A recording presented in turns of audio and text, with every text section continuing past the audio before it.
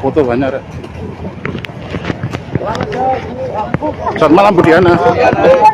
Misteri keberadaan 108 ijazah eks-karyawan Jan Huadiana terungkap, akhirnya kini jadi tersangka.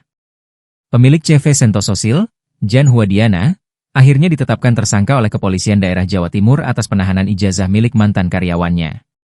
Ia dijerat dengan pasal 372 KUHP tentang tindak pidana penggelapan dengan ancaman hukuman 4 tahun penjara.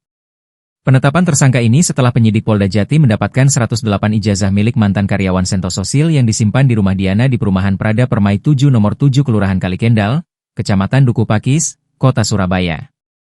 Status yang bersangkutan sudah hari ini dilakukan secara perkara, menaikkan penyidikan dan menetapkan tersangka, kata Wakil Direktur Reskrimum Polda Jatim, AKBP Suryono di Polda Jatim, Kamis, 22 Mei 2025. Suryono